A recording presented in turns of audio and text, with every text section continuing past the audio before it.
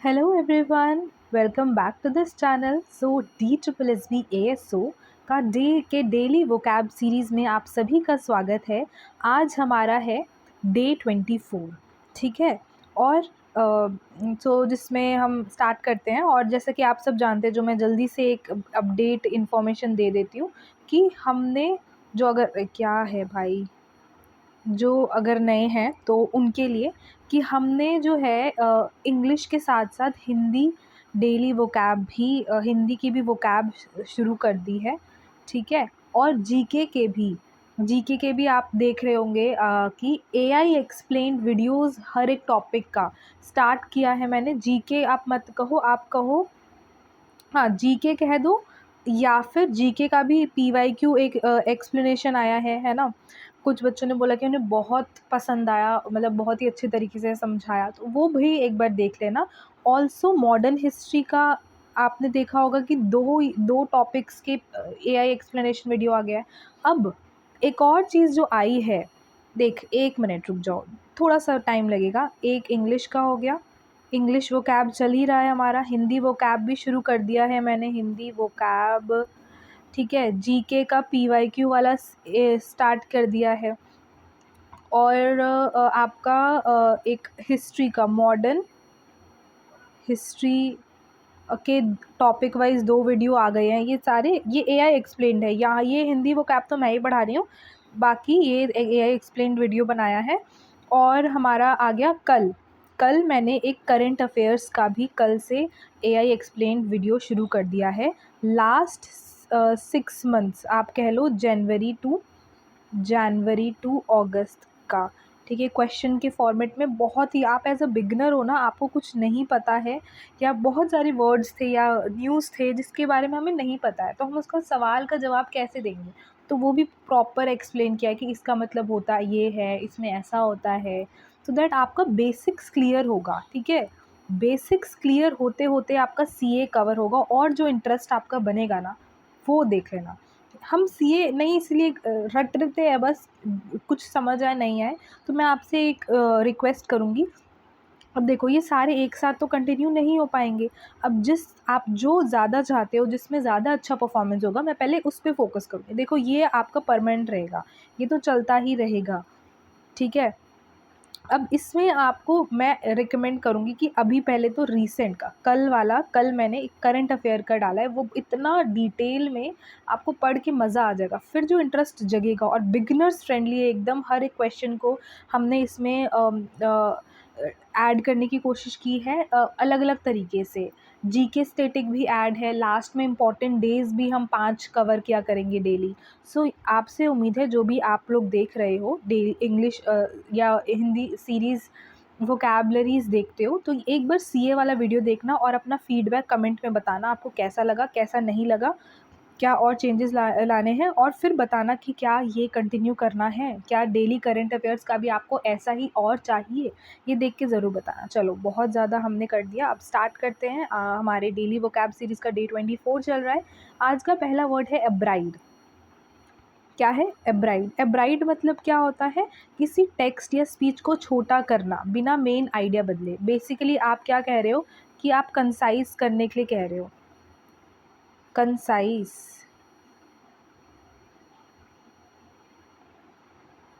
कैसे लिखते हैं? कंसाइज नहीं, आई थिंक ऐसे ही लिखते हैं, कंसाइज। हाँ, आप कंसाइज करने के लिए कह रहे हो, है ना। हमने पढ़ा था ना, कंसाइज यानी किसी टेक्स्ट को, स्पीच को छोटा कर रहे हो, लेकिन उसको जो मेन आइडिया बिना उसको चेंज किए। तो हम इसका सिनोनिम हो सकता है शॉर्टन करना, कंडेंस करना, एब्रीविएट करना। और एंटोनिम हो जाएगा एक्सपैंड करना, इलैबोरेट करना। आप अपने उस मेन आइडिया को और इलैबोरेट करके, लेंथन करके, एक्सपैंड करके बता रहे हो। एग्जाम्पल देख लेते हैं। The editor abridged the report before publishing it. Publish करने से पहले एडिटर ने उस टेक्स्ट को, उस रिपोर्ट को थोड़ा सा एब्राइड कर दिया, एब्रिज कर दिया, सॉरी एब्रिज बोलोगे आप, ठीक है, DGE है ना, एब्रिज कर दिया। एब्रिज मतलब वर्ब है, यानी कि बिना मेन आइडिया को बदले हुए उसको छोटा कर दिया। कैजुअल, देखो आज के ना, आज का जो वो है, इसमें ऑलमोस्ट सारे ही नए वर्ड्स होने वाले हैं। तो ये क्योंकि बहुत टाइम से चीज़ें रिपीट हो रही थी, काफ़ी रिवीजन हो गया, अब नए सेट ऑफ वर्ड्स करेंगे जो आपने कभी पहले नहीं सुने हो, ऐसा चांसेस हो सकता है। कैजोल, काजोल कह लो, कैजोल वर्ब है, यानी प्यार से या मीठी बातों से मना लेना। समझ लो कैजोल से जो हमारी काजोल है, काजोल एक्ट्रेस है, वो कैसी वो अब काजोल एक्ट्रेस आपके पास मनाने आएगी तो ऑब्वियसली आप मान जाओगे, है ना? कोई एक्ट्रेस आएगी आपको मनाने तो आप ऑब्वियसली मान जाओगे, यानी कि आप उनके बातों में आ जाओगे, आराम से उनकी बातें मान लोगे जो भी वो कहे, यानी परसुएड, कोक्स, व्हीडल, यानी आप उनकी बात मानोगे। कैजुअल मतलब प्यार से या मीठी बातों से मान लेना, कि कोई आपसे प्यार से बात कर रहा है, मीठी बोली बात के कर रहा है तो आप मान लोगे उसको, उसको बोलते कैजुअल। तो वैसे इसका मतलब होता है कि आप परसुएड हो जाओगे, यानी कि मान जाओगे किसी की बात, कोक्स हो जाओगे, नीडल हो जाओगे। एंटोनिम होता है कि डिसुएड हो जाओगे। परसुएड का ऑपोजिट क्या होता है? डिसुएड। डिस्करेज करोगे, डीटर करोगे। She cajoled her brother into helping with the project, उसने अपने भाई को मना लिया अपने प्रोजेक्ट में हेल्प करने के लिए, है ना? थर्ड वर्ड है हमारे डर्थ। डर्थ जो कि नाउन है, किसी चीज़ की कमी या शॉर्टेज हो जाना, उसको हम क्या बोलते हैं? डर्थ हो जाना। Synonym scarcity, shortage, lack. इसका सिनोनिम हो जाएगा किसी चीज़ की कमी होना, यानी स्कार्सिटी, शॉर्टेज, लैक। एंटोनिम हो जाएगा। अच्छा, एक और बात, जब हम ऐसे कर रहे हैं तब ठीक है, लेकिन जब मैं मॉक लगा रही थी, तो मॉक में हम ना पढ़ते नहीं है, हमें लगता है अरे डर्थ आया इसका मतलब तो ये होता है, हम वो टिक कर देते हैं। भाई क्वेश्चन पढ़ोगे, क्वेश्चन में डर्थ वर्ड बस देखते ही हम सोचते हैं कि इसका मतलब बताना है और टिक कर देते हैं, बट उसमें लिखा होता है कि इस डर्थ का आपको सिनोनिम बताना है या फिर एंटोनिम बताना है। और सिनोनिम एंटोनिम्स आपको पता होना चाहिए ना, ये पढ़ना है ध्यान से। ऐसा मॉक टेस्ट में बहुत दिक्कत होता है, जो आप अगर बिगिनर हो, इसलिए मैं ये छोटी छोटी चीज़ें बता रही हूँ, बिगिनर्स के लिए है क्योंकि ये इसलिए। चलो, तो ये ध्यान रखना, ये नहीं कि डर्थ का तो हमने स्कार्सिटी पढ़ा था, इसका आंसर ये। भाई देखोगे कि एंटोनिम पूछा है या सिनोनिम पूछा है ना? तो इसका ऑपोजिट एंटोनिम क्या हो जाएगा? एबेंडेंस है, प्लेंटी है, सरप्लस है। तो डर्थ का अगर एंटोनिम पूछा है तो आप एबेंडेंस, प्लेंटी, सरप्लस जैसे और भी अगर वर्ड्स होंगे उस पर क्लिक करोगे। There is a dearth of clean drinking water, कुछ गाँव में जो है क्लीन ड्रिंकिंग वाटर की डर्थ है, यानी कमी है। इक्वानिमिटी, इक्वानिमिटी जो कि नाउन है, यानी मुश्किल परिस्थिति में भी शांत और संतुलित रहना।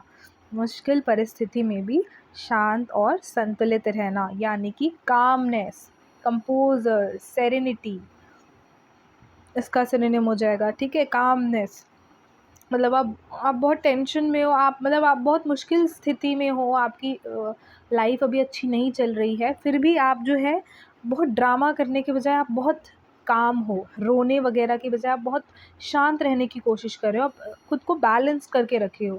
ये नहीं एकदम डिप्रेस्ड हो गए हो, दवाइयाँ खा रहे हो, नींद की गोलियाँ खा रहे हो, नहीं। तो जो मुश्किल परिस्थिति में भी बहुत काम रहता है, बैलेंस्ड रहता है, संतुलित रहता है, उसको हम बोलते हैं इक्वानिमिटी। देखो, इक्वलिटी से समझ लो, इक्वालिटी नहीं, आप इसको समझ लो, इक्वालिटी से इक्वल से समझ लो, है ना? कि वो मतलब बराबर ही रहता है, संतुलित रहता है, बैलेंस्ड रहता है।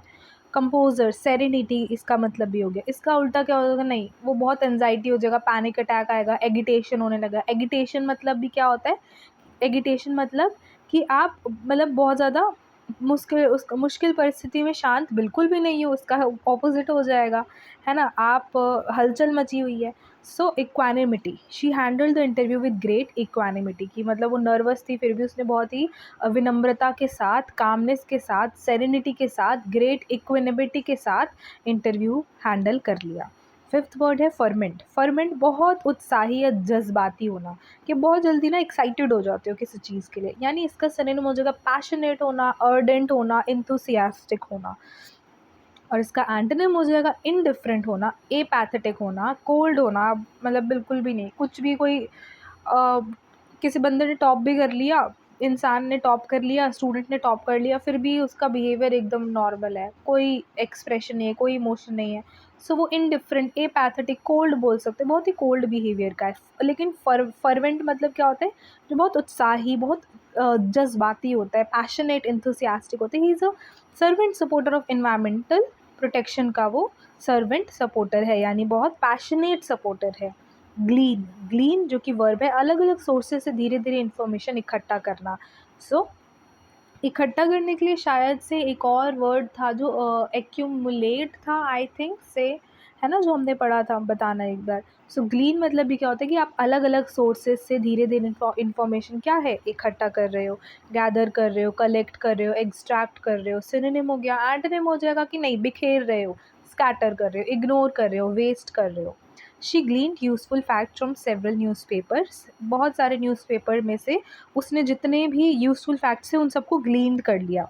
ग्लीन कर लिया यानी कि कलेक्ट कर लिया। चलो, सेवेंथ वर्ड है इनंडेट। इनंडेट मतलब बहुत अधिक मात्रा में भर देना। मतलब एक बॉटल है, उसमें आप सामान इतना ही भर सकते हो, लेकिन वो आप जो है भरे जा रहे हो, बहुत ज़्यादा भरते जा रहे हो, है ना, कि वो गिर गया सारा, इस तरह से समझ लो। यानी कि बहुत ज़्यादा अधिक मात्रा में भर देना, ओवरवेल्म कर देना। ओवरवेल्म क्या होता है, ओवरवेल्म किया, आई एम फीलिंग ओवरवेल्म, मुझे बहुत अच्छा लग रहा है, या बहुत ज़्यादा, जो भी कुछ भी चीज़ बहुत ज़्यादा फील कर रहे हो अगर आप कोई चीज़ को लेकर के, तो इनंडेट वर्ब है। तो फॉर एग्जांपल फ्लड, फ्लड आता है अधिक मात्रा में, लेकिन यहाँ पे फ्लड का मतलब सिर्फ बाढ़ नहीं है, किसी भी चीज़ का फ्लड हो सकता है कि यार किसी भी चीज़ का फ्लड के लिए हम ज़रूरी नहीं है बाढ़ के लिए ही यूज़ करें। कोई भी चीज़ अधिक मात्रा में बढ़ दोगे तो क्या आएगा, फ्लड ही तो आएगा ना। ओवरवेल्म, ओवरवेल्म मतलब भी यही होता है कि आप, हाँ, डेल्यूज, यानी आप बहुत अधिक मात्रा में कोई चीज़ भर देना या ओवरवेल्म कर देना, या आ जाना, बहुत अधिक मात्रा में आ जाना। एंटोनिम हो जाएगा कि ड्रेन करना, एम्प्टी करना, रिलीफ होना, है ना, एम्प्टी होना, ड्रेन होना।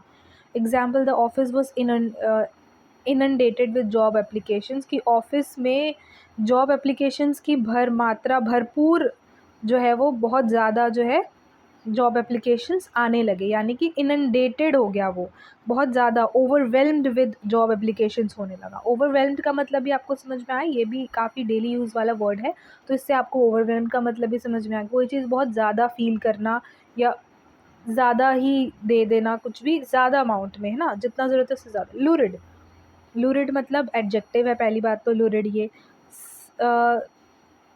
क्या है, सनसनीखेज या बहुत ही शॉकिंग, बहुत ही सेंसेशनल या बहुत ही शॉकिंग कोई चीज़ हो, उसको हम लूरिड बोलेंगे। सेंसेशनल, शॉकिंग, विविड, विविड का मतलब भी क्या होता है, सेंसेशनल या शॉकिंग, सरप्राइजिंग। इसका एंटोनिम हो जाएगा कि नहीं, बहुत ही ऑर्डिनरी, साधारण, कॉमन है, कॉमन बोल सकते हो, और डल है, माइल्ड है, एंटोनिम, ठीक है। So lurid, the newspaper published a lurid headline, मतलब एक बहुत ही सेंसेशनल क्या बोलते हैं, न्यूज़, एक शॉकिंग न्यूज़ हेडलाइन न्यूज़पेपर ने पब्लिश की। एक minute, sorry. Okay, ninth word है हमारा प्लेसेट। प्लेसेट जो कि वर्ब है, गुस्से में किसी को शांत करना, यानी कि आप जो है किसी कोई गुस्से में है उसको शांत कर रहे हो, उसको पैसिफाई कर रहे हो, अपीज़ कर रहे हो, काम कर रहे हो। उल्टा हो जाएगा, नहीं, आप उसको और उकसा रहे हो, प्रोवोक करना, एगिटेट कर रहे हो। देखो, एगिटेट, इरिटेट करना, हमने यहाँ देखा था एगिटेट मतलब, देखो एगिटेट देखा था ना, क्या वो होता है, एगिटेशन, है ना, यानी कि आप जो है उकसा रहे हो उसको, जो मतलब उकसाना नहीं, यहाँ पे तो नाउन की बात हो रही है ना। तो आप अगर किसी मुश्किल सिचुएशन में हो, तो आप बहुत ज़्यादा परेशान हो रहे हो, आप उथल-पुथल मची हुई है, सो वो हो गया, ठीक है। गुस्से में हो, आप काम नहीं कर रहे हो, एगिटेट कर रहे हो और गुस्सा दिला रहे हो, है ना, इरिटेट कर रहे हो, प्रोवोक कर रहे हो। The manager try to placate the unhappy customer को जो है मैनेजर वो प्लेसेट करने की कोशिश कर रहा है, कि जैसे बैंक वगैरह में होता है कि कस्टमर गुस्सा करने लगता है, अपना नाराज़गी जताता है, इरिटेट होने लगता है कि भाई ऐसा ऐसा नहीं हो रहा है ये वो, तो मैनेजर क्या कर रहा है, उसके गुस्से को शांत करने की कोशिश करेगा, है ना। तो ट्राई टू प्लेसेट करने की कोशिश करेगा। टेंथ वर्ड है टेनेशियस। टेनेशियस मतलब जो आसानी से हार ना माने, दृढ़ निश्चय, जो आसानी से हार नहीं माने, एडजेक्टिव है ना। परसिस्टेंट, डिटरमाइंड हो, रेजोल्यूट हो। एंटोनिम हो जाएगा वीक है, बहुत आसानी से हार मान लेते हैं, irresolute, yielding, her tenacious attitude help her clear the examination. उसका वो टेनिशियस एटीट्यूड की वजह से ही उसने अपना एग्ज़ाम पास किया। मतलब कि उसके बाहर, मतलब वो हार मानने वाले में से नहीं थी। उसका जो एटीट्यूड था वो कैसा था, टेनिशियस था, यानी वो एकदम दृढ़ निश्चय वाली लड़की थी। इसीलिए इतने बार एग्ज़ाम फ़ेल होने के बावजूद भी उसने हार नहीं मानी और फाइनली अपने इस टेनिशियस एटीट्यूड की वजह से ही उसने एग्ज़ाम क्लियर कर लिया, है ना। सो आज का वर्ड ऑफ द डे है हमारा tenacious. A tenacious aspirant turns every setback into comeback. ठीक है, कि एक टेनिशियस एस्पिरेंट जो है हर एक सेटबैक को अपना कमबैक बना सकता है। फटाफट आइडियम्स एंड फ्रेजेस कर लेते हैं। ये आइडियम्स एंड फ्रेजेस भी इस बार नए लाई हूँ, बहुत टाइम से जो है चीज़ें रिपीट हो रही थी। चलो जल्दी से देख लेते हैं आइडियम्स एंड फ्रेजेस, क्योंकि इसके बाद फिर हिंदी वोकैबलरी भी आएगी, तो वो सब आप लोग देख ज़रूर लेना। अगर आप यही देखते हो, एक बार हिंदी वोकैबलरी भी देखना, इसका फॉर्मेट कितना बढ़िया है। वो अभी मैं इसमें नहीं बताना चाहती हूँ, अब खुद से देख लेना क्योंकि वीडियो बड़ी हो जाएगी, है ना।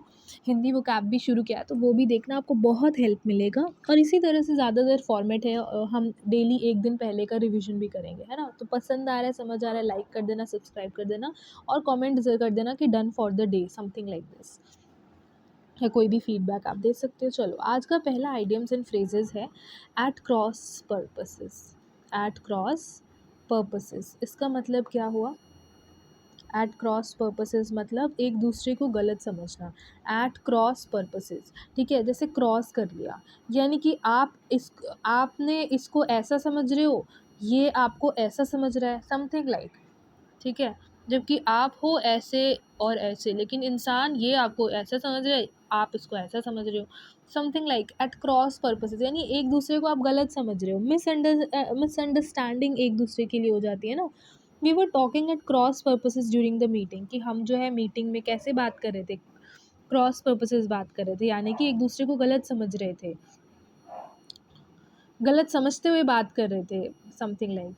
होल्ड स्वे, होल्ड स्वे मतलब प्रभाव या कंट्रोल रखना, कि आप मतलब आपके अंदर किसी चीज़ का इन्फ्लुएंस है। हम हर ह्यूमन नेचर है कि हमारा किसी ना किसी चीज़ का इन्फ्लुएंस होता ही है, कंट्रोल होता है। तो होल्ड स्वे मतलब कि प्रभाव होना या कंट्रोल रखना। एक्सपीरियंस स्टिल होल्ड स्वे इन मैनी इंटरव्यूज़, है ना, कि इंटरव्यूज़ में एक्सपीरियंस का तजुर्बा, एक्सपीरियंस का इन्फ्लुएंस तो पड़ता ही है मैनी इंटरव्यूज़ में। थर्ड है rest on one's laurels. Rest on, rest on one's laurels, ये बहुत इंपॉर्टेंट है मेरे ख्याल से, कई बार पीवाईक्यू में देखा है। पुरानी सक्सेस पर ही संतुष्ट हो जाना, कि मतलब आपको ना एक बार लॉरेल आपने सुना होगा, लॉरेल कंपनी है ना, लॉरेल शैम्पू मुझे याद आ रहा है अभी, तो खैर वो बहुत महंगा होता है, जो बड़े बड़े एक्टर्स यूज़ कर लेते हैं। कि ज़्यादा बोल दिया मैंने, बट मान लो कि लॉरेल जैसे महंगा होता ही है ना। तो आपके पास एक बार लॉरेल शैम्पू आ गया, ठीक है, लॉरियल होता है ना, जो भी है, लॉरेल मान लो यार। तो आपके पास आ गया एक बार शैम्पू, अब आप उससे संतुष्ट हो, ठीक है, अब दोबारा आए ना आए आप संतुष्ट हो। यानी एक तरह से आपके पास एक महंगी चीज़ है, यानी कि एक बार आपके पास सक्सेस आ गया, आप उसी पुरानी सक्सेस से संतुष्ट हो जाते हो। अब आपको और सक्सेस नहीं चाहिए, अब आप जो है हार्ड वर्क करना बंद कर देते हो, क्योंकि आपको एक पुरानी सक्सेस मिल गई है और अब आप आगे नहीं सक्सेस पाना चाहते हो। पास्ट में आपको किसी चीज़ में सक्सेस मिल गया, इसलिए अब आप वर्किंग हार्ड नहीं कर रहे हो, रोक दे रहे हो, क्योंकि आप रेस्ट कर रहे हो। एक ही लॉरेल मिल गया आपको, अब उसी में आप जो है शांत हो गए हो, आप चैन की ज़िंदगी जी रहे हो। So don't rest on your laurels after clearing the prelims, ठीक है। ये आप सबके लिए भी है जो DSSB ASO की तैयारी कर रहे हैं, कि भाई अभी टायर 1 दे दोगे जब आप, तो टायर 1 दे करके रेस्ट ऑन वन लॉरेल मत हो जाना सारे, ठीक है। अभी हमें ये तो प्रीलिम्स है, टायर 2 की भी फिर तैयारी करनी है ना। ये नहीं एक क्लियर हो गया चलो भाई बहुत है या हो जाएगा। So don't rest on your laurels guys after clearing the tyre 1 exam. चलो, जैसे कि मैं बोलती हूँ, जितना हो सके आप कोई भी रैंडम वर्ड लेके ना अपने कॉन्टेक्स्ट से क्रिएट करने की ज़रूर कोशिश करो, उसको कमेंट में ज़रूर बताओ। फिर भी अभी रेयरली ही कोई बच्चा है जो ऐसा करता है। सो ठीक है, मैं अपने कॉन्टेक्स्ट में बता रही हूँ तो मुझे ही फ़ायदा होगा, आप नहीं बता रहे हो तो वो आपको ही नुकसान देगा, ठीक है। और चलो फोर्थ वर्ड है हमारा take with a pinch of salt, take with a pinch of salt, यानी किसी बात पर पूरी तरह विश्वास ना करना, कि आप जो है टेक विद, आपको ना उस पर भरोसा नहीं है, इसीलिए आपने जो है सिर्फ उसकी चुटकी भर नमक लिया। ठीक है, आपको भरोसा नहीं है उस नमक पर, इसलिए आप जो है चुटकी भर नमक ले रहे हो, क्योंकि आपको किसी बात पर पूरी तरह से विश्वास नहीं है, आप थोड़ा-सा डाउट रखते हो, इसलिए आप जो है चुटकी भर नमक ले रहे हो। Take social media rumours with a pinch of salt, कि यार सोशल मीडिया में जो र्यूमर्स आते हैं ना, उसको आप पिंच ऑफ सॉल्ट की तरह लिया करो, यानी कि उसको पूरी तरह विश्वास मत किया करो। Make head or tail of, किसी बात को समझ पाना, ठीक है? टू अंडरस्टैंड समथिंग, तो अगर आपको कुछ समझना है ना, तो उसका हेड और टेल दोनों बनाओ। सिर्फ ऊपर का हिस्सा देखोगे और नीचे वाला हिस्सा नहीं देखोगे, तो क्या पूरी समझ बनेगी, पूरी अंडरस्टैंडिंग बनेगी? वो तो फिर क्या बोलते हैं, आधी समझ बनेगी, और आधी समझ आधी नॉलेज कितना कितना डेंजरस होता है हम सब जानते हैं, है ना? सो किसी भी चीज़ को जब आप कर रहे हो, तो आप उसका हेड भी बनाओ, टेल भी बनाओ, तभी आप, इसका मतलब क्या हो गया कि किसी बात को समझ पाना, तभी आप समझ बना पाओगे। I couldn't make head or tail of the confusing instructions, कि यार ना मैं हेड बना पा रही हूँ, ना मैं टेल बना पा रही हूँ, है ना? यानी कि मैं समझ नहीं पा रही हूँ, ये इंस्ट्रक्शंस जो दिए हैं बहुत ही कन्फ्यूजिंग है। चलो जल्दी से आ जाते हैं वन वर्ड सब्सटीट्यूशन में। उससे पहले मैं एक रिक्वेस्ट करना चाहूँगी कि वीडियो को लाइक ज़रूर कर देना, और अपने दोस्तों के साथ टेलीग्राम चैनल पे शेयर करो यार, क्योंकि बहुत इतना मेहनत करने के बाद बहुत ही कम व्यूज़ आते हैं। मैं मास्टर्स भी कर रही हूँ, 2-3, अब पहले सिर्फ वोकैब इंग्लिश चलता था, हिंदी भी शुरू कर दिया, बाकी धीरे-धीरे भी कर रही हूँ। असाइनमेंट्स, प्रेज़ेंटेशंस के बीच में ये सब कर रही हूँ। सो मुझे मोटिवेशन चाहिए, कि अगर मतलब मैं बहुत डीमोटिवेट हो रही हूँ कि व्यूज़ इतने कम आ रहे हैं, 10-15 आते हैं, और उसमें भी सिर्फ 2-3 लाइक्स होते हैं, कोई एंगेजमेंट नहीं है, तो ऐसा लगता है कि मैं क्यों ही बना रही हूँ। तो अगर आप सच में चाहते हो कि आप मतलब यूज़फुल हो रहा है, तो please try to engage with it, जितना हो सके शेयर करना। चलो बाकी हम वन वर्ड सब्स्टिट्यूशन पे आ जाते हैं। आज का हमारा पहला वन वर्ड सब्स्टिट्यूशन है फास्टिडियस, अ पर्सन जो आसानी से, आप जिसको जो है प्लीज़्ड नहीं कर सकते हो, बहुत आसानी से जो है उसको खुश नहीं कर सकते हो, मतलब वो इंसान बहुत चूज़ी होता है, मतलब इतना उसको परफेक्शन पसंद है कि आप उसको इतना जल्दी खुश नहीं कर पाओगे, ठीक है? सो वो बहुत हर चीज़ को लेके बहुत पर्टिकुलर होता है। Person who cannot be easily pleased, बहुत चूज़ी होना या परफेक्शन पसंद व्यक्ति, hard to please, very particular हो चीज़ों को लेकर के, इसलिए आप उसको बहुत जल्दी खुश नहीं कर सकते हो। ऐसे इंसान को हम बोलेंगे फास्टिडियस, ठीक है? फास्टिडियस। ईओलॉजी हमने पहले भी किया है। इसका मतलब क्या होता है, जब किसी जो डेड पर्सन है उनके बारे में आप अच्छी बातें पर स्पीच दे रहे हो, उनके बारे में जब बोल रहे हो, स्पीच दे रहे हो, वो भी अच्छी चीज़ें, फुल ऑफ प्रेजेस, मतलब अच्छी बातों का स्पीच दे रहे हो उन पर्सन के बारे में जिनकी डेथ हो चुकी है, उस स्पीच को हम क्या बोलेंगे, ईओलॉजी बोलेंगे, ठीक है? मृत व्यक्ति की प्रशंसा में दिया गया भाषण, a speech praised a deceased person. The principal delivered a heartfelt eulogy at the memorial. Bibliophile आपने कई इंस्टाग्राम सोशल मीडिया की बायो में देखा होगा। बिब्लियोफाइल मतलब वो पर्सन जिन्हें बुक्स पढ़ना पसंद है, बुक्स पसंद है, किताबों से प्रेम करने वाला। The bibliophile spent hours in the library every weekend. Hierocracy मतलब प्रीस्ट के द्वारा गवर्नमेंट चलाई जा रही है, उसको हीरोक्रेसी बोलेंगे। एक मिनट, हाँ, यानी जो धर्म गुरु होते हैं ना, प्रीस्ट्स, जो धर्म गुरु है, उनके द्वारा अगर सरकार चलाई जा रही है, तो उस गवर्नमेंट को हम हीरोक्रेसी बोलेंगे। जैसे हमारे यहाँ डेमोक्रेसी होता है, वैसे ही। मिज़ेंथ्रोप हमने कई बार कर लिया है। A person who hates mankind, जिससे मतलब इंसानों से नफ़रत है, उस वो खुद भी इंसान है लेकिन उसे इंसानों से नफ़रत है, जो लोगों से नफ़रत करता हो। अ पर्सन हु डिसलाइक्स और हेट्स पीपल, उसको मिज़ेंथ्रोप बोलेंगे। चलो अब जल्दी से हम अपने लास्ट फेज़ में आ गए हैं, जिसमें हम प्रीवियस डे का रैपिड फायर रिकैप कर लेते हैं।